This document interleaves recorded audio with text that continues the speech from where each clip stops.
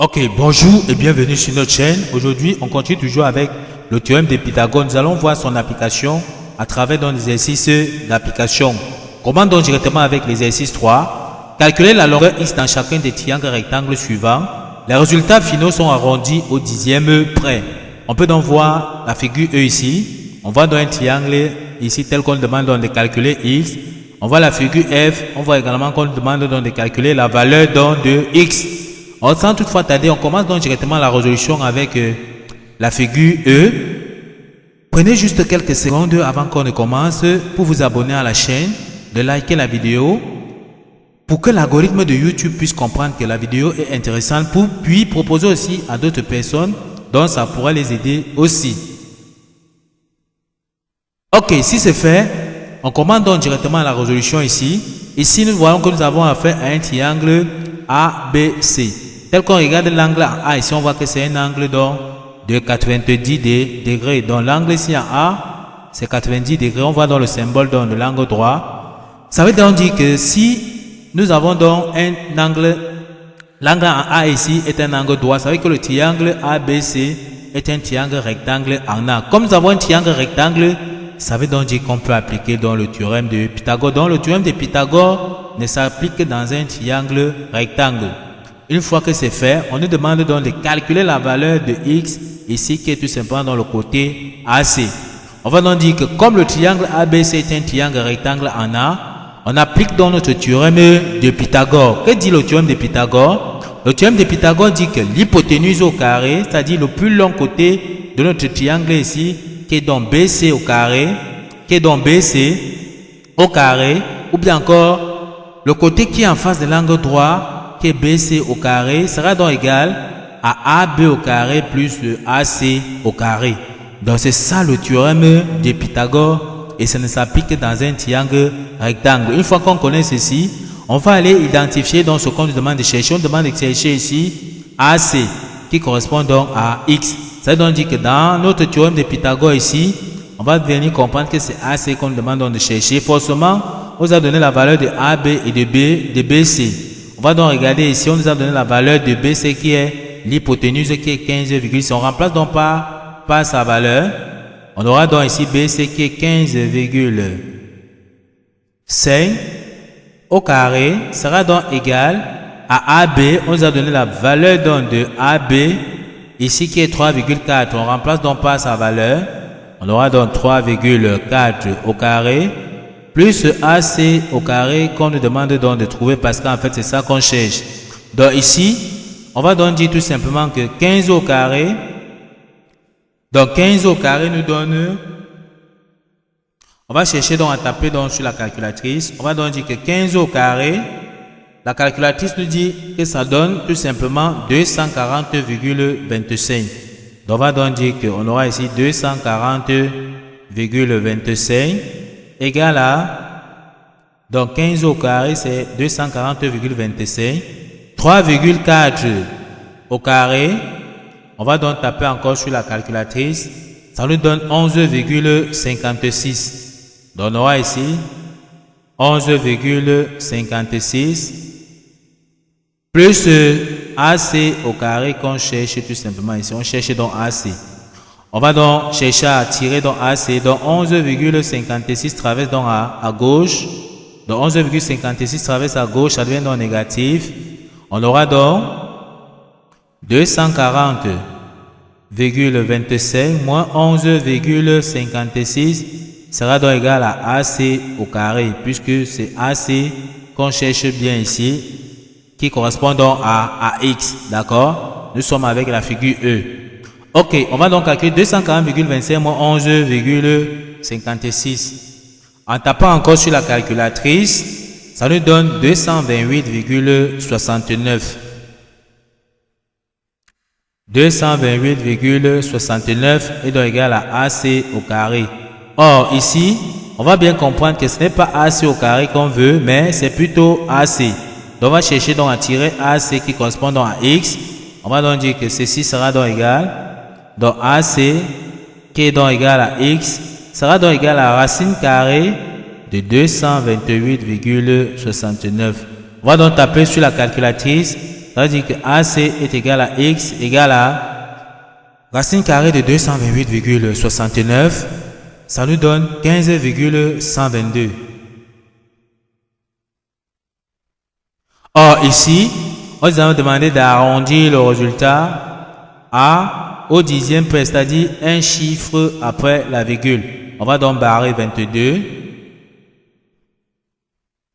Ça veut dire que AC arrondi qui est égal à X est tout simplement égal à 15,1 cm. Ou bien encore sensiblement égal à 15,1 cm.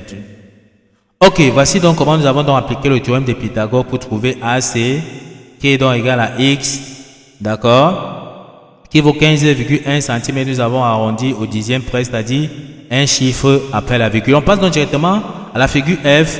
On demande aussi dans la figure F de calculer donc la distance AB. On va donc remarquer ici pour la figure F que l'angle en A ici est bien un angle droit, c'est-à-dire un angle de 90 degrés. Donc ici on peut dire que l'angle ici c'est 90 degrés, donc c'est un angle droit. On voit que nous avons un triangle aussi qui est rectangle ici en A. Comme nous avons en face de nous un triangle rectangle, ça veut donc dire qu'on peut appliquer le théorème de Pythagore. Or, on va donc dire que comme le triangle ABC est un triangle rectangle en A, comme le premier cas, on peut donc appliquer le théorème de Pythagore. D'accord? On va donc effacer tout simplement donc, les écrits ici, notre tableau, pour pouvoir donc appliquer ce que nous avons vu tout à l'heure, d'accord, pour donner les nouvelles valeurs. Donc, on va donc appliquer le théorème de Pythagore qui dit tout simplement que l'hypoténuse au carré, qui est BC au carré, sera donc égal à AB au carré plus AC au carré. Donc, le plus long côté du triangle rectangle au carré, ou bien encore le côté qui est en face de l'angle droit au carré, sera donc égal à AB au carré plus AC au carré. Donc c'est ça le théorème de Pythagore. Une fois qu'on a écrit le théorème de Pythagore, on va partir à l'intérieur, regarder ce qu'on nous demande de trouver. Ici, on nous demande de trouver AB, qui est tout simplement donc X. Donc ici, on va donc chercher à isoler AB, d'accord? Donc on va remplacer donc BC et AC par leur valeur. Parce que si on nous demande donc de trouver AB, forcément on va nous donner la valeur de BC et de AC. On va donc remplacer BC par sa valeur. BC c'est 22,2. Donc ici, on aura donc 22,2 au carré sera donc égal à AB au carré. C'est AB au carré qu'on cherche. On laisse donc AB. On remplace aussi AC par sa valeur.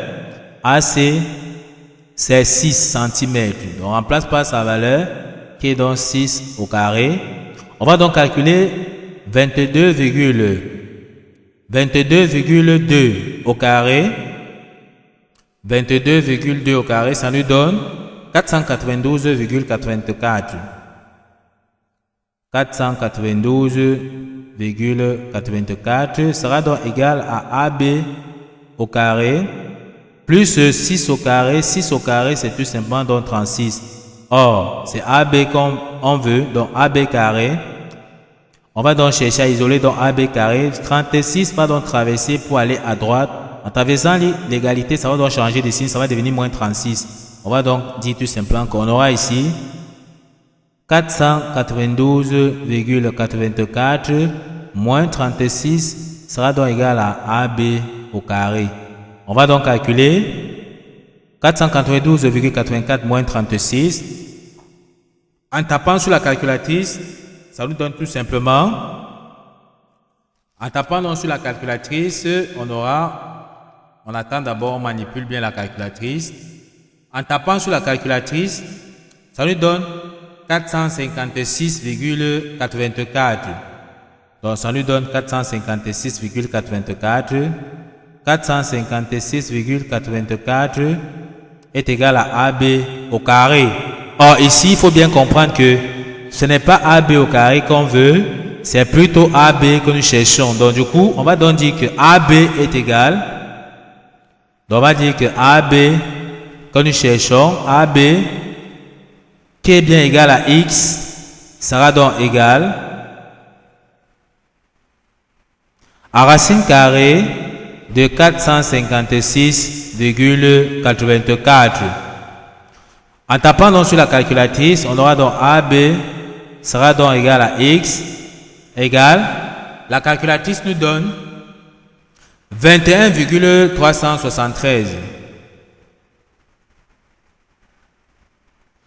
Or, on nous a demandé donc d'arrondir le résultat au dixième près, c'est-à-dire un chiffre après la virgule. Ce qu'on constate ici, c'est qu'après 3, il y a 7. 7 dépasse déjà 5. Donc, on va arrondir le 3 ici à 4. On va donc dire que AB est donc égal à X, qui est tout simplement donc égal à 21,4 cm. Donc, voici la valeur de AB que nous avons donc comme ça trouvé, et nous avons trouvé AB qui est égal à X qui est égal à 21,4 cm. Nous avons donc arrondi au dixième près, c'est-à-dire un chiffre après la virgule. Comme nous avons dit, le chiffre, un chiffre après la virgule, on a 3, mais le chiffre qui est derrière 3 ici, c'est 7 qui dépasse déjà 5. Donc on arrondit 3 au chiffre supérieur, c'est pour ça que nous avons 4 ici.